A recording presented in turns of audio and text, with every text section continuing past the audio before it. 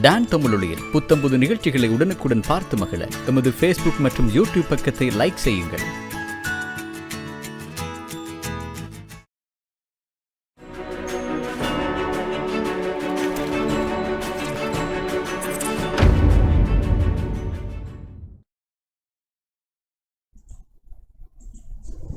வணக்கம் நேயர்களே. இன்றைய காலை பொழுதில் இன்றைய பத்திரிகைகள் நிகழ்ச்சியின் வாயிலாக உங்கள் இல்லத்திரைகளில் மீண்டும் உங்களை சந்தித்திருப்பதில் மகிழ்ச்சி. இன்று 23ஆம் தேதி மே மாதம் 2022 திங்கட்கிழமை காலை பொழுது. இந்த நாள் உங்களுக்கு இனிய எல்லா வளங்களையும் அள்ளித்தரக்கூடிய ஒரு நல்ல நாளாக அமைய எல்லோருக்கும் பொதுவான இறைவனை பிரார்த்தித்துக் கொண்டு இன்றைய நிகழ்ச்சிக்கு பிரதான அனுசரணை வழங்கிக் கொண்டிருக்கிறது நெஸ்டமோல்ட் என்பதையும் நினைவுபடுத்தி இன்றைய நிகழ்ச்சிக்குள் நுழைகிறோம். தொடர்ந்து யாழ் பிராந்தியத்தில் இருந்து வெளியாக இருக்கக்கூடிய யாழ்குடா நாட்டிலிருந்து வெளியாக இருக்கக்கூடிய பிராந்திய பத்திரிகைகளான பலம்புரி, தினக்குரல், உதய, நீளநாடு ஆகிய பத்திரிகைகள் தற்போது எங்கள் கரங்களில் வெவ்வேறு செய்திகளை பிரதான தலைப்புச் செய்திகளாக இன்றைய பத்திரிகைகள் தாங்கி இருப்பதை நாங்கள் இங்கு தெளிவுபடுத்தலாம். முதலிலே இந்த நிகழ்ச்சியிலே பார்க்கலாம். இங்கே ஈழநாடு பத்திரிகை பிரதான தலைப்பிட்டிருக்கக்கூடிய செய்தி 24 மணி நேர சுகாதார சேவைகள் ஸ்தம்பிக்கும் நிலை என்றவாறு காணப்படுகிறது. அது சுகாதாரம் சார் தொழிற்சங்கங்கள் அந்த எச்சரிக்கையை விடுத்திருப்பதாக அந்த செய்தியின் விரிவாக்கத்தில் காணப்படுகிறது. இதேவேளை உதயன் பத்திரிகையின் பிரதான தலைப்புச் செய்தி பொருளாதார நெருக்கடி தீர புலம்பெயர் தமிழர்களின் உதவிகளை எதிர்பார்க்கிறோம், பிரதமர் ரணில் விக்ரமசிங்க அழைப்பு விடுத்திருக்கிறார். வலம்புரி பத்திரிகை அத்தியாவசிய பொருட்களின் தட்டுப்பாட்டில் ஜூன் மாதம் நாட்டில் கலவரம் வெடிக்கும், பாராளுமன்ற உறுப்பினர் சம்பிக்க ரணவக்க எச்சரிக்கை என்று தலைப்பிட்டிருக்கிறது. தினக்குரல் பத்திரிகையிலே 21 கொண்டுவர முட்டுக்கட்டை வருமா, இந்த ஜனாதிபதியிலிருந்து தொடங்குவதா, இரட்டை குடியுரிமையை நீக்குவதா என்பதில் குழப்பம் என்கிறவாறு வெவ்வேறு விடயங்கள், மிகவும் முக்கியமான விடயங்கள் இங்கு பிரதான தலைப்புச் செய்திகளாக இருக்கின்றன. இதேவேளை தமிழ்நாட்டின் உதவி பொருட்களுடன் நேற்றைய தினம் கப்பல் ஒன்று வந்தடைந்தது இலங்கையை. அது தொடர்பான அத்துணை செய்திகளும் இன்றைய பத்திரிகைகளின் முற்பக்கத்தில் இடம் பிடித்திருப்பதையும் பொதுவான பார்வையில் அவதானிக்க முடிகிறது. முதலில் ஈழநாடு பத்திரிகையின் பிரதான தலைப்புச் செய்தியின் விரிவாக்கத்தை இணைக்கலாம். 24 மணி நேர சுகாதார சேவைகள் ஸ்தம்பிக்கும் நிலை என்று அந்த செய்தி காணப்படுகிறது. நாட்டில் நிலவும் நெருக்கடி சூழ்நிலையால் 24 மணி நேர சுகாதார சேவையை முன்னெடுப்பதில் சிரமங்கள் ஏற்பட்டுள்ளன. நிலவும் பிரச்சனைகளுக்கு தீர்வு எட்டப்படாதவிடேன் சுகாதார சேவை தன்னிச்சையாக இடைநிறுத்தப்பட வாய்ப்பு இருக்கிறது என்று சுகாதார தொழிற்சங்கங்கள் எச்சரிக்கை விடுத்திருக்கின்றன. அதாவது நிலவுகின்ற பிரச்சனைகளுக்கு தீர்வு காணப்படாவிடில் இந்த சுகாதார சேவைகள் ஸ்தம்பிக்கும் நிலை ஏற்பட்டிருப்பதாக விரியும் அந்த செய்தியிலே சுகாதாரத்துறையில் ஏற்படும் நெருக்கடிகளுக்கு தீர்வாக பரிந்துரைகளை தொழிற்சங்கங்கள் முன்வைத்துள்ளன. இந்நிலையில் கடமைக்கு போதிய பணியாளர்கள் இல்லாமை, தனியார் வாகனங்களில் பணிக்கு வரும் ஊழியர்களுக்கு எரிபொருள் வழங்க இயலாமை, சொந்த சம்பளத்துடன் ஒப்பிடும்போது போக்குவரத்து செலவுகளை ஏற்க இயலாமை ஆகியவை என்று விரிகிற அந்த செய்தியிலே 24 மணி நேர சுகாதார சேவை ஸ்தம்பிக்கும் நிலை என்கிற விடயம் பதிவு செய்யப்பட்டிருக்கிறது. அதாவது இந்த செயலிழப்புகளுக்கு காரணங்கள் என்று குறிப்பிடப்பட்டிருக்கின்றன. அதாவது இந்த ஏற்கனவே நான் வாசித்தளித்தது போல கடமைக்கு போதிய பணியாளர்கள் இல்லாமை, தனியார் வாகனங்களிலே பணிக்கு வரும் ஊழியர்களுக்கு எரிபொருள் வழங்க இயலாமை, சொந்த சம்பளத்துடன் ஒப்பிடும்போது போக்குவரத்து செலவுகளை ஏற்க இயலாமை ஆகியவை இந்த செயலிழப்புகளுக்கான காரணங்கள். இந்த பிரச்சனைகளுக்கு தீர்வாக கூடுதல் சேவைகளுக்கு விலக்கு இல்லாத கொடுப்பனவு வழங்குதல், வாரத்திற்கு 2 அல்லது 3 நாட்கள் சிறப்பு விடுமுறை, கடமைக்கு அறிக்கையிடுமாறு செய்யப்படும் பணியின் அளவை இரட்டிப்பாக்குதல் போன்ற பல பரிந்துரைகள் முன்வைக்கப்பட்டுள்ளன. முன்மொழிவுகள் நடைமுறைப்படுத்தப்படாதபடின் கடமைக்கு சமூகம் அளிக்க முடியாவிடின் எதிர்பாராத சூழ்நிலை ஏற்பட்டால் சம்பந்தப்பட்ட உத்தியோகத்தர் மீது பொறுப்பு ஒழுக்காற்று நடவடிக்கை அல்லது விடுமுறையை குறைக்க வேண்டாம் என்று அமைச்சின் செயலரிடம் கோரிக்கை விடுக்கப்பட்டுள்ளது. இந்த விவகாரம் தொடர்பாக பேச்சுக்களை விரைந்து முடிக்க வேண்டும் என்று எழுத்துப்பூர்வமாக கோரிக்கை விடுக்கப்பட்டிருப்பதாக அந்த செய்தியை காணக்கூடியதாக இருக்கிறது. நாட்டிலே அத்தியாவசியமற்ற ஊழியர்கள் பணிக்கு அழைக்க தேவையில்லை என்கிற ஒரு பேசுபொருள் இருக்கிறது. கடந்த வெள்ளிக்கிழமை அந்த ஒரு அறிவிப்பு ஒன்று வெளியாக இருந்தது. ஆக அத்தியாவசிய சேவைகள் என்று சொல்லப்படுகிற பொழுது இந்த சுகாதாரம் என்பது மிக பிரதானமானது. எதுவாக இருந்தாலும் ஏனைய திணைக்களங்களிலே அந்தந்த நாள் கடமைகளுக்கு சிலர் சமூகம் அளிக்காமல் விடலாம் என்கிற கட்டங்கள் இருந்தாலும் சுகாதார தரப்பினர் நிச்சயமாக சமூகம் அளித்தே ஆக வேண்டும். இந்நிலையில் தான் அவர்கள் பல்வேறு இடர்களை எதிர்கொள்கிற விடயங்களை, அதாவது போதிய பணியாளர்கள் கடமைக்கு இல்லை, தனியார் வாகனங்களிலே பணிக்கு வரும் ஊழியர்களுக்கு பெட்ரோல்கள் இல்லை, சம்பளத்தோடு ஒப்பிடும்போது வாழ்க்கை செலவு அதிகரித்திருக்கிறது. இப்படியான போக்குவரத்து செலவுகளை ஏற்க முடியாமல் இருக்கிற விடயங்களை சுட்டிக்காட்டி அந்த செய்தி வருகிறது. 24 மணி நேர சுகாதார சேவைகள் ஸ்தம்பிக்கும் நிலை என்று காணப்படுகிறது. இதேவேளை இங்கே சம்பிக்க ரணவக்க ஒரு எச்சரிக்கை ஒன்று விடுத்திருக்கிறார். அந்த செய்தியையும் நாங்கள் இங்கே வாசித்தளிக்கலாம். தொடர்ச்சியாக அது வெள்ளம்புரியின் பிரதான தலைப்புச் செய்தி. அத்தியாவசிய பொருட்களின் தட்டுப்பாட்டால் ஜூன் மாதம் நாட்டில் கலவரம் வெடிக்கும், பாராளுமன்ற உறுப்பினர் சம்பிக்க எச்சரிக்கை. ஜூன் மாத நடுப்பகுதியில் பொருளாதார நெருக்கடியை தாங்கிக் கொள்ள முடியாது, பாரிய அளவில் மக்கள் கலவரம் ஒன்று வெடிக்கப் போவதாக பாராளுமன்ற உறுப்பினர் சம்பிக்க ரணவக்க தெரிவித்திருக்கிறார். அத்தியாவசிய பொருட்களின் தட்டுப்பாட்டால் ஜூன் மாத நடுப்பகுதியில் கொழும்பில் மாத்திரமல்ல நாடளாவிய ரீதியில் இந்த இடர் ஏற்படும் என்று அவர் எதிர்வு கூறியிருக்கிறார். கொழும்பில் இடம்பெற்ற 43வது படையணியின் ஊடக சந்திப்பில் பங்கேற்று கருத்து வெளியிட்ட அவர், அரசாங்கத்தின் முறையான திட்டமிடல் மற்றும் முகாமைத்துவம் இன்மையால் நாடு முழுமையாக வங்குரோத்து நிலையை அடைந்து விட்டது. இந்நிலையில் ஜூன் மாதம் நடுப்பகுதியில் நிச்சயமாக மீண்டும் ஒரு தாங்கிக் கொள்ள முடியாத பொருளாதார நெருக்கடி நிலைமை உருவாகும். அது நிச்சயமாக பாரிய அளவில் ஒரு கலவரமாக தோற்றம் பெறும். ஒரு கட்டத்திற்கு மேல் பொருளாதார நெருக்கடியை தாங்கிக் கொள்ள முடியாத மக்களால் எரிபொருள், எரிவாயு, மருந்து பொருட்கள் மற்றும் அத்தியாவசிய உணவுகளை பெற்றுக்கொள்வதற்காக இந்த கலவரம் உருவாகும் என்பது உறுதி. இதனால் கடந்த 9ஆம் தேதி இடம்பெற்ற கலவரம் போல் இல்லாமல் அரசியல்வாதிகள் சொத்துக்கள் மட்டுமன்றி நாட்டில் உள்ள அனைவரினதும் சொத்துக்களும் கொள்ளையிடப்படும் என்று அவர் தெரிவித்தார் என்றவாறு அந்த செய்தி குறிப்பை இங்கு காண்கிறோம். ஜூன் மாதம் நாட்டில் கலவரம் வெடிக்கும் என்று சம்பிக்க ரணவக்கவை மேற்கோள் காட்டிய அந்த செய்தி விரிக்கிறது. உங்களுக்கு தெரியும், பிரதமர் ரணில் விக்ரமசிங்க அண்மையிலே உரையாற்றுகிற பொழுது பல்வேறு விடயங்களை அங்கே குறிப்பிட்டு கோடிட்டு காட்டினார். ஜூன் மாதம் நடுப்பகுதியில் மாத்திரமல்ல, ஆகஸ்ட் மாதம் எல்லாம் பாரிய அளவில் ஒரு வறுமையை இந்த நாடு சந்திக்கும், பட்டினி அதிகரிக்கும் என்கிற வகையிலெல்லாம் பொது கடந்த 9ஆம் தேதி நடைபெற்ற வன்முறை என்பது அல்லது கலவரம் என்பது அப்போது பிரதமராக இருந்த மஹிந்த ராஜபக்ஷ தரப்பினர் சார்பானவர்களினுடைய சொத்துக்களுக்கு சேதம் விளைவிக்கப்பட்டிருந்தது போலல்லாமல் நாட்டில் அனைத்து சொத்துக்களுக்கும் சேதம் விளைவிக்க அல்லது கொள்ளையிடப்பட வாய்ப்புகள் இருப்பதாக சம்பிக்க ரணவக்க சுட்டிக்காட்டியிருக்கிறார். இந்த இடத்திலே பல்வேறு விடயங்களை கோடிட்டு காட்ட முடியும். பொருளாதார வங்குரோத்து நிலைமை தொடர்பிலே பல தரப்பினரும் எச்சரிக்கைகளை விடுத்து கொண்டிருக்கிறார்கள். சரியான ஒரு பொருளாதார கொள்கை திட்டமிடலின்மையால் இந்த நாடு அதல பாதாளத்திற்குள் விழுந்திருக்கிறது. அதனை மீள கட்டி எழுப்புவது எப்படி என்கிற ஒரு ஆலோசனைகள் பல தரப்பிலிருந்து முன்வைக்கப்பட்டு கொண்டிருந்தாலும் கூட அது சாத்தியமாகக்கூடியதால் அது பரிசீலிக்க முடியுமா என்கிற ஒரு கேள்வியும் இருக்கிறது.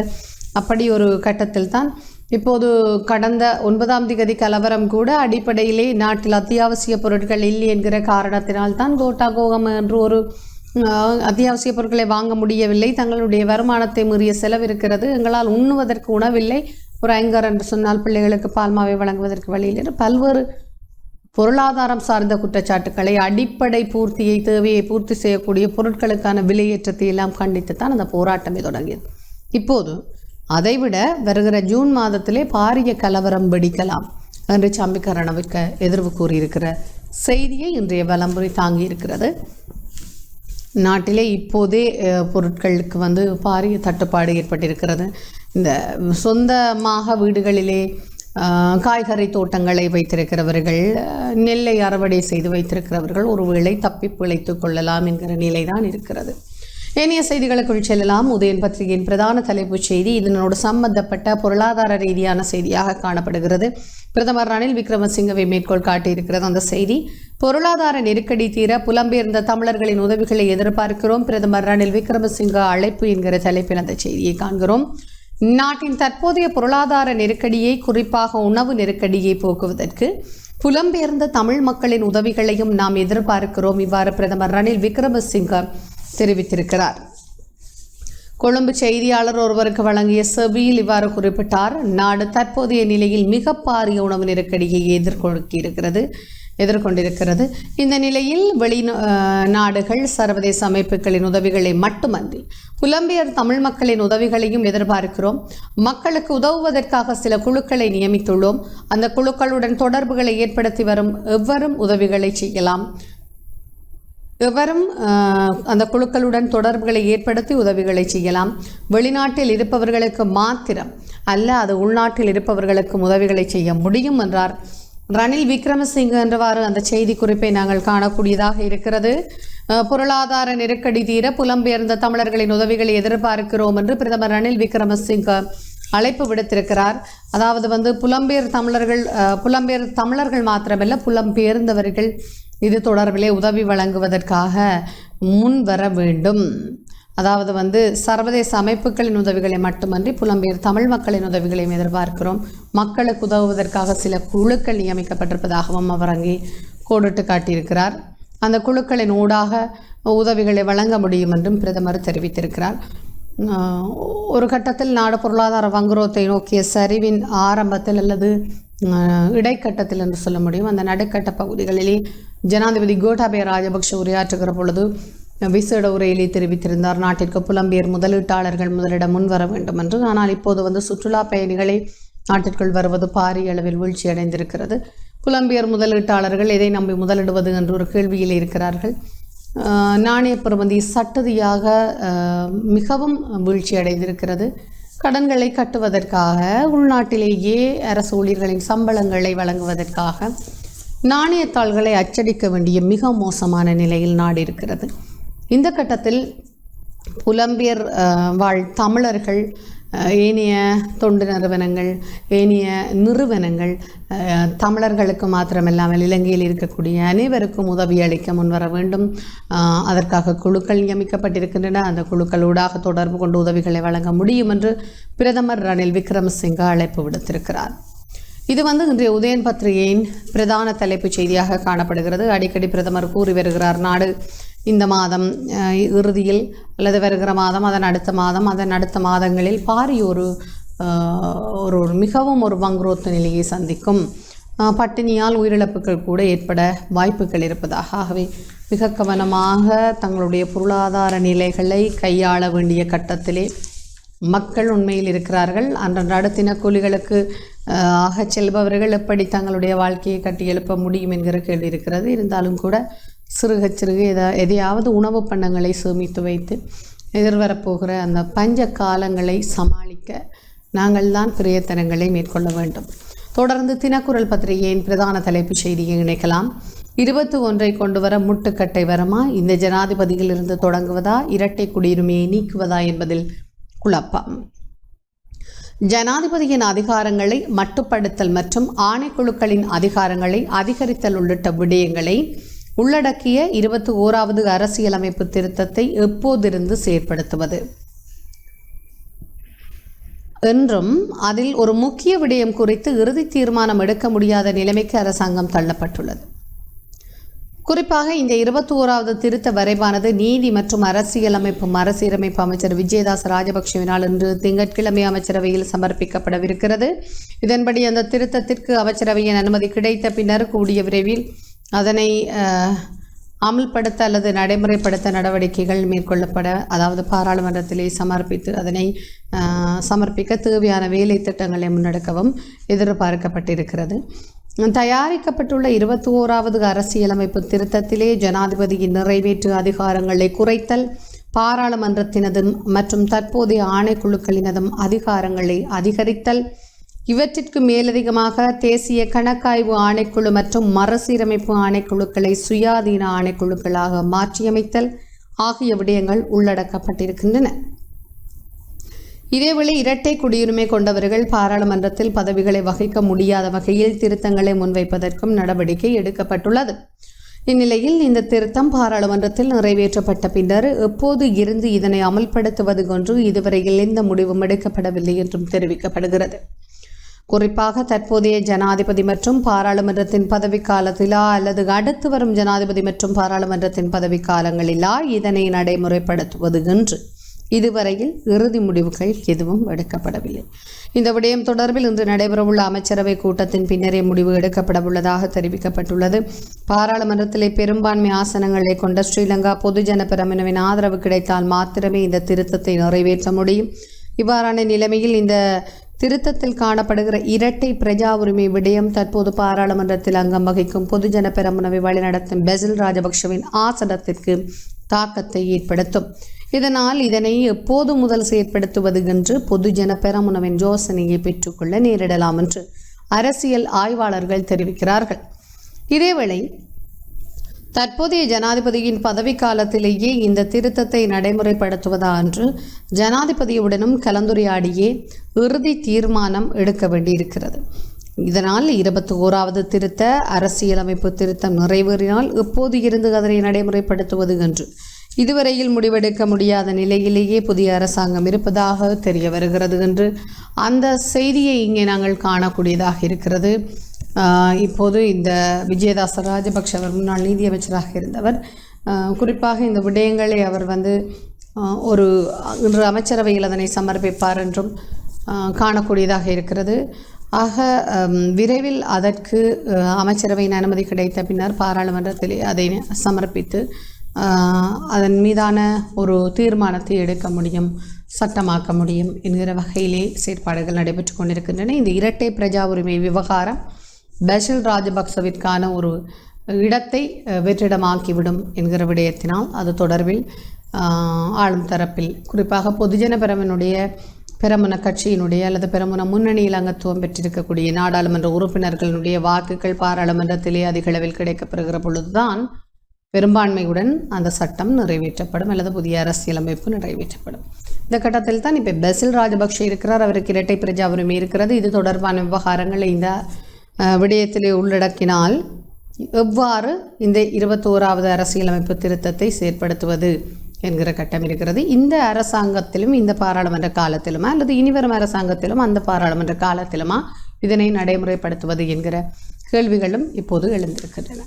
நிகழ்ச்சியிலே சிறிய விளம்பர இடைவெளியை தொடர்ந்து எடுத்துக்கொண்டு சந்திக்கலாம்.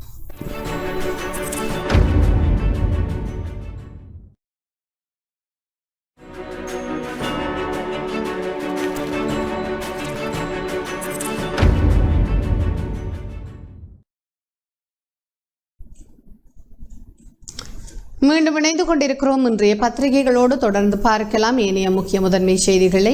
ஈழநாடு பத்திரிகையின் முற்பக்கத்திலே தமிழ்நாட்டின் உதவி பொருட்களுடன் கப்பல் நேற்று நாட்டை வந்தடைந்தது என்ற தலைப்பில் ஒரு செய்தி.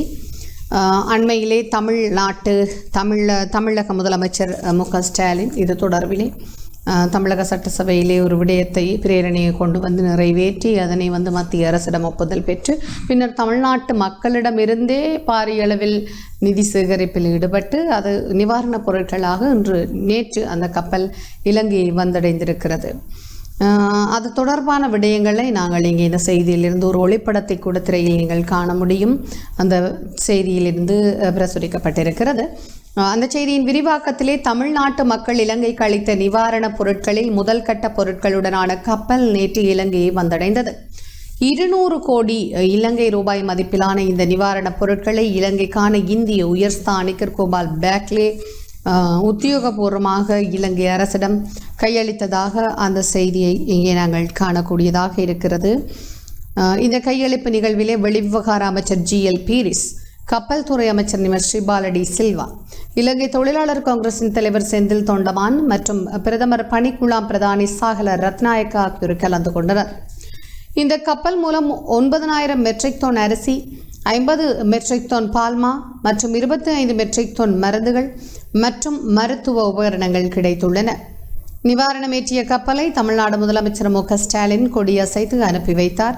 இலங்கைக்கு தமிழ்நாட்டு மக்களின் சார்பில் 40,000 மெட்ரிக் டன் அரிசி, 500 மெட்ரிக் டன் பால்மா மற்றும் மருந்துகள் உட்பட 550 கோடி ரூபாய் பெறுமதியான நிவாரணப் பொருட்களை நிவாரணமாக வழங்கி உதவ தமிழ்நாட்டு அரசு முன்வந்திருந்தமை குறிப்பிடத்தக்கது. இந்நிலையிலேயே முதல் கட்ட பொருட்களுடன் கப்பல் நேற்று நாட்டை வந்தடைந்தது. இந்த நிவாரணப் பொருட்கள் வடக்கு, கிழக்கு, மத்திய மற்றும் மேல் மாகாணங்களில் உள்ள ஆதரவற்ற மக்களுக்கு விநியோகிக்கப்படும் என்று கொழும்பில் உள்ள இந்திய உயர்ஸ்தானிகர் ஆலயம் அறிவித்துள்ளமை குறிப்பிடத்தக்கது. வடக்கு கிழக்கு மத்திய மற்றும் மேல் மாகாணங்களில் உள்ள ஆதரவற்ற மக்களுக்கு விநியோகிக்கப்படும் என்று இந்திய மத்திய அரசு அறிவித்திருக்கிறது. அது தொடர்பான செய்திக்கு அருகில் கட்டமிடப்பட்ட ஒரு செய்தியை தாங்கியிருக்கிறது ஈழநாடு. யாழ்ப்பாணத்து பெண் ஆசியில் எம்பியானார். அவரது ஒளிப்படமும் அந்த செய்தியிலே பிரசுரிக்கப்பட்டிருப்பதை அவதானிக்க முடிகிறது. ஆஸ்திரேலிய வரலாற்றில் முதன்முறையாக இலங்கை தமிழ் பூர்வீகத்தை கொண்ட யாழ்ப்பாணத்தைச் சேர்ந்தவரான மிஷேல் ஆனந்தராஜா பாராளுமன்ற உறுப்பினராக தெரிவு செய்யப்பட்டிருக்கிறார். ஆஸ்திரேலியாவிலே நேற்று முன்தினம் நடந்த தேர்தலிலே அந்த பெண் வெற்றியீட்டி இருப்பதாக அந்த சிறப்பான செய்தி விரிக்கிறது. குறிப்பாக அந்த தேர்தலில் 3 முறை தொடர்ந்து ஆட்சி அமைத்த லிபரல் நேஷனல் கட்சியை தோற்கடித்து தொழிலாளர் கட்சி ஆட்சியை பிடித்தது. ஆஸ்திரேலிய மக்கள் தமது 31வது பிரதம மந்திரியாக தொழிற்கட்சியைச் சேர்ந்த அந்தோனி அல்பனீசியை தெரிவு செய்தனர். இந்த தேர்தலில் மிஷேல் ஆனந்தராஜா விக்டோரியா மாநிலத்தில் கிக்கின்ஸ் தொகுதியில் போட்டியிட்டு வெற்றி பெற்றார். இவரின் பெற்றோர் யாழ்ப்பாணம் தெல்லிப்பள்ளியை பூர்வீகமாக கொண்டவர்கள். தென்னாப்பிரிக்காவில் பிறந்த மிஷேல் இங்கிலாந்து ஊடாக ஆஸ்திரேலியாவிற்கு தஞ்சம் புகுந்தார். இவரின் பூர்வீகம், குடும்ப விவரம் என்பன தேர்தல் முடியும் வரை மிகவும் ரகசியமாக வைக்கப்பட்டிருந்தாலும் பல பத்திரிகைகள் இவரின் பெயரை வைத்து இவர் ஒரு இந்தியர் என்று கூறி வந்தன. இவர் ஒரு மருத்துவராகவும் மருத்துவ ஆராய்ச்சியாளராகவும் கடமை புரிந்துள்ளார் என்பது குறிப்பிடத்தக்கது என்று அந்த செய்தியை காண்கிறோம். யாழ்ப்பாணத்து பெண் ஆசியில் எம்பியானார் என்கிற வகையில் ஆஸ்திரேலியாவில் அவர் நாடாளுமன்ற உறுப்பினராகிய செய்தியை அந்த செய்தி தாங்கியிருக்கிறது. யாழ்ப்பாணம் தெல்லிப்பள்ளியை அவர் பூர்வீகமாக கொண்டவர் என்பது இங்கு குறிப்பிடத்தக்கது. மேலும் இங்கே இலங்கைக்கு உதவுவதற்காக சர்வதேச வங்கிகள் இணைவு கூட்டிணைந்து செயற்பட தீர்மானம் என்ற ஒரு செய்தி. அந்த ஒளிப்படங்கள் இங்கே காணப்படுகின்றன. ஏடிபி ஏசியன் டெவலப்மெண்ட் பேங்க் மற்றும் இங்கே ஏஐபி மற்றும் வேர்ல்ட் பேங்க் இலங்கையின் பொருளாதார நெருக்கடிக்கு உதவும் நோக்கில் இந்த விடயத்தை இப்போது நீங்கள் திரையில் காண முடியும். உதவி செய்ய அவர்கள் முன் வந்திருக்கிறார்கள். இந்த 3 வங்கிகளும் கூட்டிணைந்து செயற்பட தீர்மானித்திருப்பதாக அது காணக்கூடியதாக இருக்கிறது. AIP, ATP, world bank. இலங்கையின் பொருளாதார நெருக்கடிக்கு உதவும் நோக்கில் உலக வங்கி, ஆசிய அபிவிருத்தி வங்கி, ஆசிய உட்கட்டமைப்பு வங்கி ஆகியன இணைந்து கூட்டிணைந்த செயல் திட்டம் ஒன்றின் கீழ் இயங்க தீர்மானித்துள்ளன. சர்வதேச நிதி வழங்கும் கட்டமைப்பில் நிதி வழங்கல் கட்டமைப்புகளான இந்த 3 வங்கிகளும் இலங்கைக்கு உதவுவதற்காக கூட்டிணைந்து செயற்படுவதற்கு தீர்மானித்திருப்பதாகவும், குறிப்பாக இலங்கையிலே இருக்கக்கூடிய இந்த நெருக்கடி நிலையை கருத்தில் கொண்டு இந்த முடிவு எடுக்கப்பட்டதாகவும் கூட்டறிக்கை வெளியிட்டுள்ளன. அந்த அறிக்கையில் உலக வங்கி, ஆசிய அபிவிருத்தி வங்கி, ஆசிய உட்கட்டமைப்பு முதலீட்டு வங்கி ஆகியவற்றின் கூட்டு ஒத்துழைப்பு தொடர்பான 1வது கூட்டம் கடந்த 19ஆம் தேதி திரைசேரிய செயலாளரால் ஏற்பாடு செய்யப்பட்டிருந்தது. இது கூட்டிணைந்த செயல் திட்டத்தின் கீழ் ஒன்றிணைந்து தற்போது பெரும் பொருளாதார நெருக்கடிக்கு முகம் கொடுத்திருக்கும் இலங்கைக்கு அவசியமான உதவிகளை வழங்குவதை முன்னிறுத்திய கூட்டமாகும். அந்த வகையில் இலங்கையின் அத்தியாவசிய சேவைகளின் நிலை பேறான தன்மையை உறுதிப்படுத்தல் மற்றும் பொருளாதார நெருக்கடிகளின் விளைவாக பொதுமக்களுக்கு ஏற்படக்கூடிய பாதிப்புகளை குறைத்தல் ஆகியவற்றை இலக்காக கொண்டு 3 அமைப்புகளும் பொதுவான கூட்டிணைந்த செயல் திட்டம் ஒன்றை அங்கீகரித்துள்ளன. தற்போது நடைமுறையில் உள்ள செயல் திட்டங்களுக்கான நிதியை மீள் ஒதுக்கீடு செய்வதன் மூலம் மருந்து, எரிவாயு, உரம் உள்ளிட்ட அத்தியாவசிய பொருட்களின் கிடைப்பனவை உறுதி செய்தல் மற்றும் நிதி உதவிகளை வழங்கல் என்பனவும் இதில் உள்ளடங்குவதாக அந்த செய்தி குறிப்பை இங்கே காணக்கூடியதாக இருக்கிறது. அந்த செய்தியிலே இலங்கைக்கு உதவுவதற்காக சர்வதேச வங்கிகள் கூட்டிணைந்து செயற்படுவது தொடர்பிலே அறிக்கை ஒன்றை வெளியிட்டதாக அந்த செய்தி காணப்படுகிறது. மேலும் இங்கே இலங்கையின் இன்றைய நிலை ஏனைய நாடுகளுக்கு நேரலாம். சர்வதேச நாணய நிதியம் எச்சரிக்கை ஒன்றை விடுத்திருக்கிறது, பார்க்கலாம். அரசாங்கங்கள் வறிய மக்களுக்கு உதவ முன்வராவிட்டால் இலங்கையின் நிலை உலகின் ஏனைய நாடுகளில் உருவாகலாம் என்று சர்வதேச நாணய நிதியத்தின் தலைவர் எச்சரிக்கை விடுத்திருக்கக்கூடிய செய்தி அது. உணவு எரிபொருட்களின் விலைகள் மானிய அளவில் சமூகத்தின் வறிய மக்களுக்கு அரசாங்கங்கள் வழங்க வேண்டும். அரசாங்கங்களின் உரிய ஆதரவு இல்லாவிட்டால் இலங்கையின் நிலை ஏனைய நாடுகளில் உருவாகலாம் என்று கிறிஸ்டலினா ஜோஜுவா தெரிவித்திருக்கிறார். இலங்கையின் இன்றைய நிலை தொடர்பிலேதான் சர்வதேச நாணய நிதியம் இந்த நிலை ஏனைய நாடுகளுக்கும் தொடரலாம் அல்லது ஏற்படலாம் என்று எச்சரிக்கை விடுத்திருக்கிறது. உலகம் முழுவதும் வாழ்க்கை செலவுகள் அதிகரிக்க பால்மா நெருக்கடியில் மக்கள் சிக்கொண்டுள்ளார்கள். மக்களுக்கு உதவிகளை வழங்குவதற்கு அவசியமான உதவிகளை மிகவும் தெரிவு செய்யப்பட்ட முறையில் வழங்க வேண்டும். மானியங்களை மக்களுக்கு நேரடியாக வழங்க வேண்டும். வாழ்க்கை செலவு தொடர்பில் 2 முன்னுரிமைகள் குறித்து கருத்து தெரிவித்துள்ள அவர், ஒன்று, சமூகத்தின் வறிய மக்களே அவர்களே உணவு எரிபொருள் விலை அதிகரிப்பால் தற்போது நெருக்கடியை எதிர்கொண்டிருக்கிறார்கள். 2வது முன்னுரிமை உக்ரைன் யுத்தத்தால் மோசமாக பாதிக்கப்பட்ட வர்த்தகர்களுக்கு வழங்க வேண்டும் என்று அவர் தெரிவித்தார். இலங்கையினுடைய இன்றைய நிலைவரம் ஏனைய நாடுகளுக்கும் நேரலாம் என்று சர்வதேச நாணய நிதியம் எச்சரிக்கை விடுத்திருக்கிற செய்தியாக அந்த செய்தியை காணக்கூடியதாக இருக்கிறது. ஏனைய முக்கிய செய்திகளாக பார்க்கலாம். எழுத்தாளர் தென்னியான் காலமாக்கிய செய்தி நேற்றைய தினம் அனைத்து பத்திரிகைகள் அல்லது அனைத்து சமூக ஊடகங்களிலும் வெளியாகியிருந்த செய்தி. ஈழத்தின் புகழ்பூத்த எழுத்தாளர் அவர், சாகித்ய மண்டல விருது பெற்றவர், தென்னியான் என்று அறியப்பட்ட கந்தையா நடேசன். 80 வயது அவருக்கு. அவர் அண்மை காலமாக நோய்களுக்கு உள்ளாகி இருந்த நிலையிலே உயிரிழந்திருக்கிறார் என்கிற அந்த செய்தியிலே அவர் வயது மூப்பு காரணமாகத்தான் நேற்று மாலை வடமராட்சி பொலிகண்டியில் உள்ளவரின் இல்லத்தில் காலமானார். ஆசிரியராக கடமையாற்றிய அவர் 120க்கும் மேற்பட்ட சிறுகதைகளை மற்றும் நாவல்கள், குறுநாவல்கள் எழுதியிருக்கிறார். சொத்து, மாத்து வெட்டி, இன்னொரு புதிய கோணம், ஒடுக்கப்பட்டவர்கள் என்பவை அவரின் புகழ்பெற்ற சிறுகதைகள் தொகுப்புகளாகவும் வெளிவந்தன. 1960-70களில் யாழ்ப்பாணத்தில் உச்சம் பெற்றிருந்த தீண்டாமை ஒழிப்பு செயற்பாடுகளிலும் இவர் முன்னின்று உழைத்திருந்தார். எழுத்துத்துறையில் சாகித்ய மண்டல பரிசு உட்பட பல்வேறு விருதுகளையும் அவர் பெற்றிருந்தார் என்பது குறிப்பிடத்தக்கது என்கிற வகையிலே குறிப்பாக 120 சிறுகதைகளுக்கு மேலே எழுதிய ஒரு எழுத்தாளர், ஈழத்தின் புகழ்பூத்த எழுத்தாளர் தென்னியான். அவருடைய வயது மூப்பு காரணமாக அவர் உயிரிழந்ததை அந்த செய்தி பதிவு செய்திருக்கிறார். மர்மப்பொருள் வெடித்ததில் கிளாலியில் சிறுமி படுகாயம். மற்றும் ஒரு செய்தி, தாயாருடன் இணைந்து காணியை துப்புரவு செய்து கொண்டிருந்த போது மர்மப்பொருள் வெடித்ததில் சிறுமி ஒருவர் கால் ஒன்றை பாதத்துடன் இழந்திருக்கிறார். இவ்வாறு படுகாயமடைந்த சிறுமி இன்றைய தினம் ஆரம்பமாகும் கல்வி பொதுத்தராதர சாதாரணதர பரீட்சைக்கு தோற்றவுள்ளதாக கூட அந்த செய்தி, அதாவது தோற்ற இருந்தவர் என்று அறிய வருகிறது. இந்த சம்பவம் கிளாலி ரோமன் கத்தோலிக்க பாடசாலைக்கு அண்மையாக நேற்று மாலை இடம்பெற்றது. காயமடைந்த சிறுமி கிளிநொச்சி மருத்துவமனையில் சேர்க்கப்பட்டுள்ளார். பள்ளி போலீசார் மேலதிக விசாரணைகளை மேற்கொண்டு வருகின்றனர். அந்த செய்தியை தொடர்ந்து நெருக்கடிகளுக்கு மத்தியில் ஓயல் பரீட்சை இன்று ஆரம்பம் என்று கட்டமிடப்பட்ட ஒரு செய்தி. இன்றைய நாட்டிலே பொருளாதார நெருக்கடியால் நாட்டில் பல்வேறு நெருக்கடிகள் ஏற்பட்டுள்ள நிலையில் GCE சாதாரண தர பரீட்சை இன்று திங்கட்கிழமை ஆரம்பமாகிறது. இந்நிலையில் மாணவர்களை 2 மணி நேரங்களுக்கு முன்னரே பரீட்சை மண்டபங்களுக்கு அனுப்பி வைக்குமாறு பெற்றோர்களை பரீட்சை திணைக்களம் கோரியிருக்கிறது. இந்த நெருக்கடிகளுக்கு மத்தியில் ஆரம்பமாகும் ஓயல் பரீட்சை தொடர்பிலே விரிகிற அந்த செய்தியிலே இதன் மூலம், அதாவது குறிப்பாக இதன் மூலம் தேவையற்ற அசௌகரியங்களை மாணவர்கள் தவிர்க்க முடியும் என்று தெரிவிக்கப்பட்டது. இன்று ஆரம்பமாகும் பரீட்சை எதிர்வரும் ஜூன் 1ஆம் தேதி வரை நடைபெறும். இம்முறை பரீட்சைக்கு 4,07,129 பாடசாலை பரீட்சார்த்திகளும் 11,376 தனிப்பட்ட பரீட்சார்த்திகளும் தோற்றுகின்றனர். இதற்காக நாடு முழுவதும் 3,844 பரீட்சை நிலையங்களும் 542 இணைப்பு மத்திய நிலையங்களும் செயற்படுகின்றன. இதே சமயம் கொரோனா தொற்று உறுதியான பரீட்சார்த்திகள் கொரோனா தொற்று உறுதியான பரீட்சார்த்திகள் தோற்றுவதற்கு விசேட பரீட்சை நிலையங்கள் ஸ்தாபிக்கப்பட்டுள்ளன. தவிர 590 விசேட தேவையுடைய மாணவர்களும் பரீட்சைக்கு தோற்றவிருக்கிறார்கள்.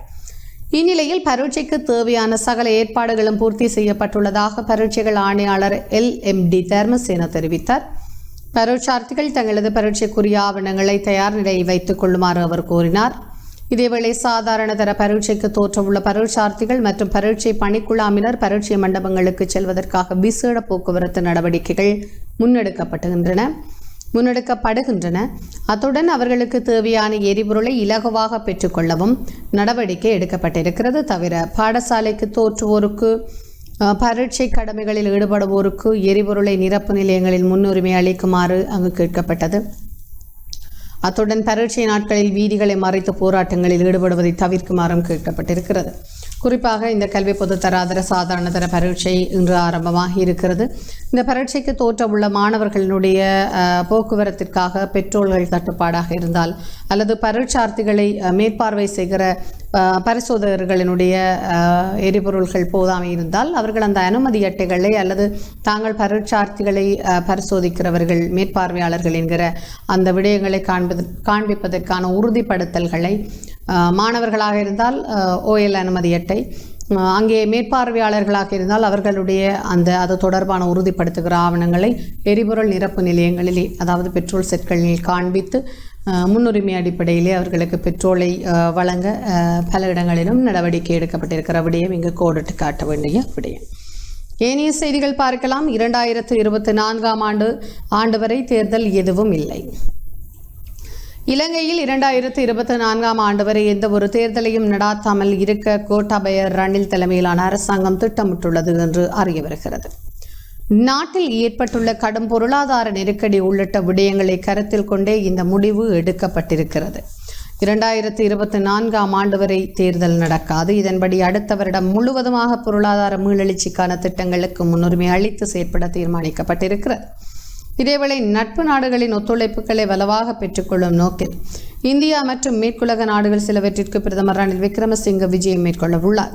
முதல் விஜயமாக இந்த மாத இறுதியில் அல்லது அடுத்த மாதம் முற்பகுதியில் பிரதமர் ரணில் விக்ரமசிங்க இந்தியாவிற்கு செல்ல உள்ளார் என்றும் தெரிய வருகிறது என்று அந்த செய்தி குறிப்பை தாண்டி ஏனைய 2 செய்திகள் இன்றைய இளநாட்டின் முற்பக்கத்தில் இடம் பிடித்திருக்கின்றன. பாதுகாப்பு அமைச்சு பதவியை துறக்க தயாராகிறார் ஜனாதிபதி என்ற தலைப்பில் ஒரு செய்தி.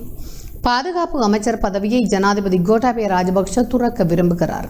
பாதுகாப்பு விவகாரங்களை கையாண்டதில் சுமார் 15 வருடங்கள் அனுபவமுடைய அவர் அந்த பதவியை வேறு ஒருவருக்கு வழங்க முன்வந்திருக்கிறார்.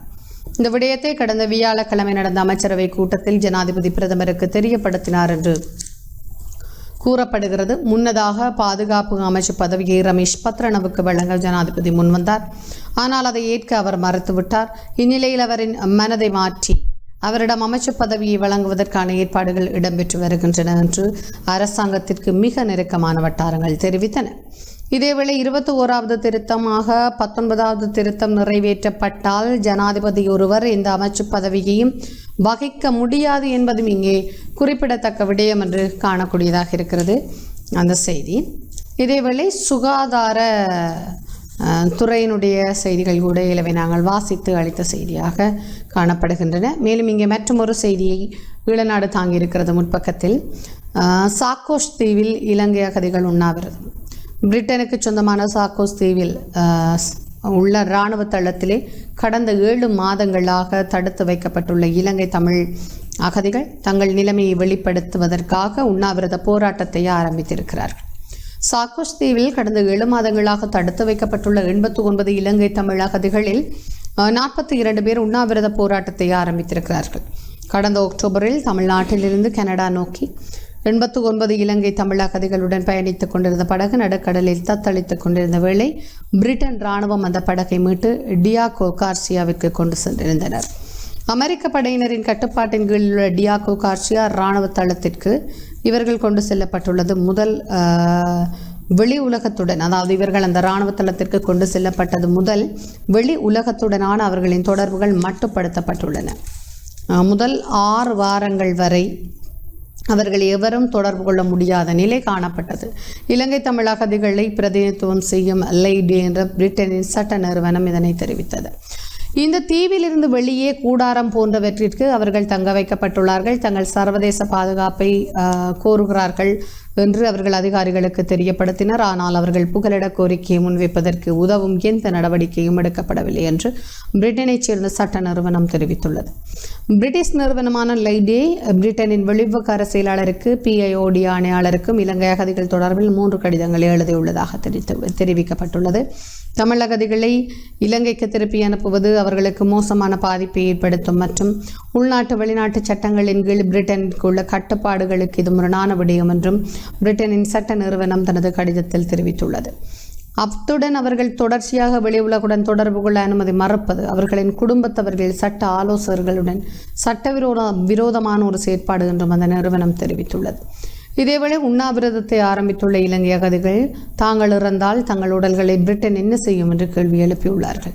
அத்துடன் சிலர் தாங்கள் உயிரிழந்தால் தங்களுடைய உடல்களை பிரிட்டன் பிரஜைகளுக்கு வழங்க வேண்டும் என்றும் கூறியிருக்கிறார்கள் என்று அந்த செய்தியை இங்கே காண்கிறோம். பல்வேறுபட்ட செய்திகளை அந்த பத்திரிகையை தாங்கி இருக்கிறது.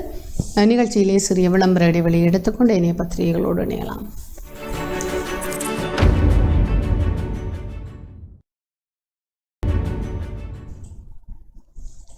விளம்பர இடைவெளியின் பின் மீண்டும் இணைந்து கொண்டிருக்கிறோம். இன்றைய பத்திரிகைகளோடு தொடர்ந்து பார்க்கலாம். உதயன் பத்திரிகையில் ஏனைய முக்கிய செய்திகளாக இதுவரை வாசித்தளிக்காத புதிய செய்திகள் அவை. எரிபொருள் வளங்களில் முன்னுரிமையால் முரண்பாடு, ஒருவர் கைது. யாழ்ப்பாணம் உட்பட வடக்கு மாகாணத்தில் உள்ள எரிபொருள் நிரப்பு நிலையங்களில் பரீட்சைக்கு கடமைக்கு செல்வோருக்கு எரிபொருள் வழங்க பணிக்கப்பட்டிருக்கிறது. இந்நிலையில் அவர்களுக்கு முன்னுரிமை அடிப்படையில் பெட்ரோல் வழங்கியமையால் பொதுமக்கள் முரண்பட்ட சம்பவங்கள் நேற்று பதிவாகி இருக்கின்றன. பலாலி வீதியில் திருநெல்வேலி பகுதியில் அமைந்துள்ள எரிபொருள் நிரப்பு நிலையம் ஒன்றில் ஊழியர்களோடும் போலீசாரோடும் முரண்பட்ட ஒருவர் கைது செய்யப்பட்டார். பரீட்சை கடமைக்கு செல்வோர் தமது அடையாள அட்டையை காண்பித்து முன்னுரிமை அடிப்படையில் பெட்ரோலை பெற்றுக்கொள்ள முடியும் என்று அறிவிக்கப்பட்டிருந்தது. அதேபோன்று மாணவர்கள் பரீட்சை அனுமதி அட்டையை காண்பித்து பெற்றோரும் பெட்ரோலை பெற்றுக்கொள்ள முடியும் என்று அறிவிக்கப்பட்டிருந்தது. இதற்கு அமைய வடக்கில் உள்ள எரிபொருள் நிரப்பு நிலையங்களில் முன்னுரிமை அடிப்படையில் பெட்ரோல் வழங்கப்படும் போது அங்கு நீண்ட நேரமாக காத்திருந்த பொதுமக்கள் எரிபொருள் நிரப்பு நிலைய பணியாளர்களுடன் முரண்பட்டிருக்கிறார்கள். இதனையடுத்து சில எரிபொருள் நிரப்பு நிலையங்களுக்கு போலீஸ் மற்றும் விசேட அதிரடிப்படை பாதுகாப்பு வழங்கப்பட்டிருக்கிறது என்றவாறு அந்த செய்தியை தொடர்ந்து எரிவாயு வாகனம் முற்றுகை 110 பேருக்கு விநியோகம். வவுனியா குட்செட் வீதியில் அமைந்திருக்கக்கூடிய பலநோக்கு கூட்டுறவு சங்கத்திலே அந்த வளாகத்தில் எரிவாயு சிலிண்டர் வாகனத்தை மக்கள் முற்றுகையிட்டமையால் 30 பேருக்கு வழங்கப்படவிருந்த சிலிண்டர் வழங்கப்படாது போயுள்ள சம்பவம் பதிவாகி இருக்கிறது. 30 பேருக்கு வழங்கப்பட வேண்டிய சிலிண்டர் 110 பேருக்கு வழங்கப்பட்டது. நேற்று இடம்பெற்ற இந்த சம்பவம் தொடர்பில் மேலும் தெரிய வருகிற விடயங்களை இணைத்தால் வவுனியாவைச் சேர்ந்த மக்களுக்கு மாதம் ஒருமுறை எரிவாயு சிலிண்டர் கிடைப்பதற்கு வசதியாக குடும்ப அட்டைக்கு அவற்றை விநியோகிக்க மாவட்ட செயலர் கூட்டத்தில் தீர்மானிக்கப்பட்டது. வவுனியா மாவட்டத்தில் வசிக்கும் வேறு இடங்களைச் சேர்ந்தவர்களுக்கு பிறிதொரு நடைமுறையினூடாகவும் வழங்க முடிவெடுக்கப்பட்டது. இந்த நிலையில் வவுனியாவில் 8 இடங்களில் முகவர்கள் ஊடாக எரிவாயுவை நேற்று வழங்க தீர்மானிக்கப்பட்டிருந்தது. குடும்ப அட்டையுடன் சென்று மக்கள் அதனை பெற்றுக்கொள்ள முடியும் என்று அறிவிக்கப்பட்டது. குட்செட் வீதியில் உள்ள பலநோக்கு கூட்டுறவு சங்கத்தில் வைத்து 30 பேருக்கு சிலிண்டர்கள் வழங்க ஏற்பாடு செய்யப்பட்டிருந்தன. ஆனால் அதற்கு சில கிலோமீட்டர் தூரத்தில் உள்ள இன்னும் ஒரு முகவருக்கு அதிகளவான எரிவாயு சிலிண்டர்கள் வழங்கப்பட்டமையால் மக்கள் குழப்பமடைந்ததுடன் இது கருப்பு சந்தை வியாபாரத்திற்கு வழிவகுக்கும் என்றும் தமது எதிர்ப்பை வெளிப்படுத்தினர். இந்த நிலையில் பலநோக்கு கூட்டுறவு சங்கத்தில் வரிசையில் நிற்கும் 110 பேருக்கு வழங்கினாலேயே வாகனத்தை கொண்டு செல்ல அனுமதிப்போம் என்று தெரிவித்த மக்கள் அந்த வாகனத்தை முற்றுகையிட்டனர். இந்த நிலையில் அந்த பகுதிக்கு போலீஸ் அதிகாரிகள், பிரதேச செயலாளர் கமலதாசன் ஆகியோர் வருகை தந்து மக்களுடன் சமரசம் செய்ய முற்பட்ட போதிலும் அது சாத்தியமாகாத நிலையில் இறுதியில் அங்குள்ள அனைவருக்கும் சிலிண்டர்களை வழங்க சம்மதம் தெரிவித்திருந்தனர். அதற்கமைய 110 பேருக்கு எரிவாயு சிலிண்டர் விநியோகிக்கப்பட்டது என்று அந்த செய்தியும். அருகிலேயே எரிபொருள் நிரப்பு நிலைய உரிமையாளர் வீடு எரிப்பு. அனுராதபுரம் இப்பலோகம பகுதியில் இது சம்மிக்கரணவுக்கு ஏற்கனவே சொல்லியிருந்ததைப் போல கலவரம் இப்போதே வெடிக்க ஆரம்பித்திருக்கிறது. எரிபொருளை வழங்கவில்லை என்பதற்காக எரிபொருள் நிரப்பு நிலைய உரிமையாளர் வீடு எரிக்கப்பட்டிருக்கிறது. பார்க்கலாம். அனுராதபுரம் இப்பலோகம பகுதியில் அமைந்துள்ள லங்கா ஐயோசினர் எரிபொருள் நிரப்பு நிலையத்தின் உரிமையாளரின் வீடு நேற்று முன்தினம் இரவு விஷமிகளால் தீ வைக்கப்பட்டது. அவரது எரிபொருள் நிரப்பு நிலையத்திற்கு எரிபொருளை பெற்றுக்கொள்வதற்காக சிலர் சென்றிருந்த நிலையில்தான் நேற்று முன்தினம் பெருமளவான மக்கள் வந்துள்ளதாக தெரிவிக்கப்படுகிறது. ஆனால் போதிய எரிபொருள் இல்லாததால் சிலரால் எரிபொருளை பெற்றுக்கொள்ள முடியவில்லை. இதனை அடுத்து ஆத்திரமடைந்த கும்பல் அவரின் வீட்டிற்கு தீ வைத்துள்ளதாக சந்தேகிக்கப்படுகிறது. சம்பவத்தின் போது வீட்டின் உரிமையாளர், அவரது மனைவி மற்றும் 2 பிள்ளைகள் வீட்டில் இருந்திருக்கிறார்கள். உடனடியாக அப்பகுதி மக்கள் தீயை அணைத்து 2 பிள்ளைகளின் பாடசாலை செல்லும் உபகரணங்கள் மற்றும் புத்தகங்கள் உட்பட பல சொத்துக்கள் தீயில் எரிந்து நாசமாகியுள்ளது. இருந்தாலும் அந்த பிரதேச மக்கள் தீயை அணைத்திருக்கிறார்கள். இவர்களில் ஒரு பிள்ளை இன்று ஆரம்பமாக உள்ள காப்போத்த சாதாரண தர பரீட்சைக்கு தோற்ற உள்ளார் என்றும் போலீசார் மேலும் தெரிவித்தனர் என்று அந்த செய்தியை காணக்கூடியதாக இருக்கிறது. வில்லங்கமான விவகாரங்கள் தான் நாட்டின் பொருளாதார வங்குரோத்தால் அடுத்தடுத்து நடைபெற்று கொண்டிருக்கின்றன. இந்நிலையில் மற்றொரு செய்தி இந்த எரிபொருள் சார்ந்து இருக்கிறது. எரிபொருள் நிரப்பு நிலையத்திற்கு, அதாவது எரிபொருள் விநியோகத்திற்கு போலீஸ் பாதுகாப்பு வழங்குக. எரிபொருளை கொண்டு செல்லும் போது தமக்கு பாதுகாப்பு வழங்குமாறு இலங்கை பெட்ரோலிய தனியார் வவுசர் சங்கத்தினர், குறிப்பாக பார்க்கலாம் போலீசார், அதாவது தனியார் சங்கத்தினர் உரிமையாளர்கள் போலீஸ் மா அதிபரிடம் நேற்று கோரிக்கை விடுத்திருக்கிறார்கள். கடந்த சில நாட்களாக குறிப்பிட்ட சில குழுக்கள் செய்த பல்வேறு இடையூறுகளை மேற்கோள் காட்டி அந்த சங்கத்தின் இணைச் செயலாளர் டி.வி. சாந்த சில்வா எரிபொருள் போக்குவரத்தின் போது பாதுகாப்பு வழங்குமாறு கூறியிருக்கிறார். பாதுகாப்பு வழங்கப்படாவிட்டால் கடமைக்கு சமூகம் அளிக்க முடியாது என்றும் அவர் போலீஸ் மாதிபரிடம் தெரிவித்திருக்கிறார் என்கிற செய்தியை காணக்கூடியதாக இருக்கிறது. உண்மையிலேயே எரிபொருள் நிரப்பு நிலையத்தின் உரிமையாளர்களுடைய வீடுகள் தீ வைக்கப்படுகிற பொழுது எரிபொருள் நிரப்பு நிலையத்திலே இங்கே யாழ்ப்பாணத்திலே கூட இடம்பெற்றிருக்கிறது. முன்னுரிமை அடிப்படையிலே சில அனுமதி அட்டைகளுக்கு பரீட்சைகளுக்கு செல்கிறவர்களுக்கு எரிபொருளை வழங்க முற்படுகிற பொழுது அல்லது சுகாதார தரப்பினராக இருந்தாலும் கூட இப்படியான விவகாரங்களால், அதாவது எரிபொருள் தங்களுக்கு கிடைக்கவில்லையே என்கிற பிரச்சனைகளால் கலவரங்கள் பெருமளவில் மூழக்கூடிய சாத்தியங்கள் அதிக அளவிலேயே இருக்கின்றன. ஏனைய முக்கிய செய்திகளை பார்க்கலாம். இங்கே இனப்பிரச்சனையை தீர்த்திருந்தால் பொருளாதார நெருக்கடி ஏற்பட்டிருக்காத முன்னாள் ஜனாதிபதி சந்திரிகாவின் சுடலை ஞானம். தேசிய இனப்பிரச்சனைக்கு அரசியல் தீர்வை கண்டிருந்தால் நாட்டின் பொருளாதார பிரச்சனை இந்த அளவு தூரத்திற்கு வந்திருக்காது என்று தெரிவித்த முன்னாள் ஜனாதிபதி சந்திரிகா, தற்போதைய சூழலிலே ஜனாதிபதி கோத்தபய பதவி விலக வேண்டும், பிரதமர் ரணில் விக்ரமசிங்கே அரசியல் நலன் கருதி செயற்படாமல் சர்வதேசத்துடன் இணைந்து பணியாற்ற வேண்டும் என்றும் குறிப்பிட்டார். இனப்பிரச்சினைக்கு தீர்வை கண்டிருந்தால் இப்போதைய பொருளாதார நெருக்கடியை தவிர்த்திருக்க முடியும் அல்லவா என்று கொழும்பு செய்தியாளர் ஒருவர் எழுப்பிய கேள்விக்கு பதிலளித்த அவர், எமது ஆட்சி காலத்தில் தீர்வை வழங்க நாம் முன்னெடுத்த நடவடிக்கைகளை ஒரு பக்கத்தில் விடுதலை புலிகளும் மறுபக்கத்தில் அன்று எதிர்க்கட்சியினரும் குழப்பியடைத்தார்கள். அதன் பின்னர் தீர்வை வழங்கக்கூடிய சந்தர்ப்பங்கள் இருந்தன. நல்லாட்சி அரசாங்கத்தின் காலத்தில் கூட தீர்வு சம்பந்தமான விடயத்தில் முன்னேற்றகரமான நகர்வுகள் இருந்தாலும் இறுதிக்கட்டத்தை அடைய முடியாமல் போய்விட்டது. இதற்கு நல்லாட்சி அரசில் அங்கம் வகித்த சகலரும் பொறுப்பு கூற வேண்டும். ராஜபக்ஷக்கள் போரை முடிவுக்கு கொண்டு வந்து தாமே ராஜாக்களாக வேண்டும் என்று கனவு கண்ட அதை சாதித்தார்களே தவிர தீர்வு விடயத்தில் துளியளவும் அக்கறை செலுத்தவில்லை. இந்நிலையில் இந்த தேசிய இனப்பிரச்சனைக்கான ஒரு தீர்வை கண்டிருந்தால் நாட்டிலே இப்படியாக பொருளாதார நெருக்கடி ஏற்பட்டிருக்காது என்று அவர் தெரிவித்திருக்கிறார். மேலும் முக்கிய செய்திகளாக இந்த தமிழகத்திலே மக்கள் உதவிகள் நேற்றைய தினம் யாழ்ப்பாணத்தை வந்தடைந்தது, குறிப்பாக இலங்கையை வந்தடைந்தது, யாழ்ப்பாணத்தை அல்ல. இந்நிலையில் தமிழக மக்களின் உதவி இருட்டடிப்பு என்றொரு செய்தியை இங்கே உதயன் காட்டுகிறது. தமிழக அரசின் நிதியில் இலங்கைக்கு நன்கொடையாக வழங்கப்படும் உதவிப் பொருட்கள் என்பதை மறைத்து, தமிழக அரசின் நிதியில் இலங்கைக்கு நன்கொடையாக வழங்கப்படும் உதவிப் பொருட்கள் என்பதை மறைத்து அது தொடர்பான செய்தியின் விரிவாக்கத்தை பார்க்கலாம். இந்திய மக்களின் உதவி என்று எழுதப்பட்டு இலங்கை அரசிடம் நேற்று மாலை கையளிக்கப்பட்டது. இது தொடர்பில் இந்திய தூதரகம் விடுத்த அறிக்கையிலே இந்தியாவால் நன்கொடையாக வழங்கப்படும் 2 பில்லியன் இலங்கை ரூபாவிற்கும் அதிக பெறுமதி வாய்ந்த மனிதாபிமான உதவிப் பொருட்கள் இலங்கை அரசிடம் கையளிக்கப்பட்டுள்ளன. 9,000 மெட்ரிக் டன் அரிசி, 50 மெட்ரிக் டன் பால்மா மற்றும் 25 மெட்ரிக் டன்னிற்கும் அதிகமான மருந்து பொருட்கள் அடங்கிய கப்பல் நேற்று நாட்டை வந்தடைந்தது. இந்த உதவிப் பொருட்களை இலங்கைக்கான இந்திய தூதுவர் கோபால் பேக்லே வெளிவிவகார அமைச்சர் ஜிஎல் பீரிஸிடம் கையளித்த விடயத்தை ஏற்கனவே சுட்டிக்காட்டியிருக்கிறோம். தமிழக முதலமைச்சர் மு.க. ஸ்டாலின் குறித்த உதவிப் பொருட்களை சென்னை துறைமுகத்தில் இருந்து கொடியசைத்து அனுப்பி வைத்தார். இதேவேளை இந்த உதவிப் பொருட்கள் தமிழகத்தில் பொதியிடப்படும் போது அவற்றிலே தமிழ்நாட்டு மக்களிடமிருந்து அன்புடன் மு.க. ஸ்டாலின் தமிழக முதலமைச்சர் என்று பொறிக்கப்பட்டிருந்தது. அது அனைவருக்கும் தெரிந்திருக்கும், ஊடகங்களிலேயே கூட வெளியாக இருந்தது. தமிழ்நாட்டு மக்களிடமிருந்து அன்புடன் என்றும் மு.க. ஸ்டாலின் தமிழக முதலமைச்சர் என்று பொறிக்கப்பட்டிருந்தது. ஆனால் அந்த விடயம் தூதரகம் விடுத்துள்ள அறிக்கையிலும் பொருட்கள் அடங்கிய பொதியிலும் மறைக்கப்பட்டு இந்திய மக்களின் உதவி என்று மாற்றப்பட்டிருக்கிறது. ஆக மொத்தத்தில் அந்த உதவி தமிழக மக்களின் உதவியே இருட்டடிப்பு, அந்த பெயரை கூட மாற்றி அல்லது அப்படி இந்திய மக்களின் உதவி என்று அனுப்பி வைத்திருக்கக்கூடியவர்கள் இங்கு அதனை சரியான முறையில் பகிர்ந்து அளிப்பார்களா என்கிற ஒரு கேள்வி கூட இருக்கிறது. இந்த இலங்கை மக்களுக்காக தமிழகத்திலே மொய் விருந்து நடாத்தி நிவாரண நிதியை சேகரித்த விடயங்கள் கூட இங்கே பதிவாகி இருக்கின்றன. மொய் விருந்து நடாத்தி அதற்காக நிவாரண நிதியை சேகரித்து அந்த தமிழக மக்கள் அப்படியெல்லாம் அவர்கள் மொய்விருந்து என்பது உங்களுக்கு தெரிந்திருக்கும். ஒரு வீட்டிலே ஒரு பணத்தினுடைய தேவை அதிகரிக்கிற பொழுது உறவினர்களுக்கு அழைத்து உணவை வழங்கி அவர்களிடமிருந்து பணத்தை பெற்றுக்கொள்ளுகிற ஒரு முறை மொய்விருந்து என்று சொல்லுவார்கள். இந்தியாவிலே தமிழகத்திலே அது நடைமுறையில் இருக்கிறது.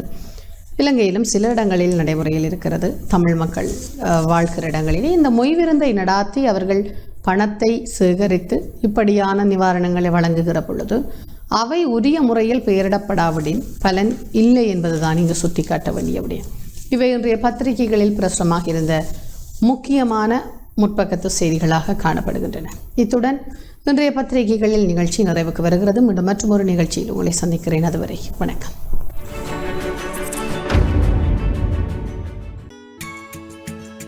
டான் தமிழொலியில் புத்தம்புது நிகழ்ச்சிகளை உடனுக்குடன் பார்த்து மகிழ எமது ஃபேஸ்புக் மற்றும் யூடியூப் பக்கத்தை லைக் செய்யுங்கள்.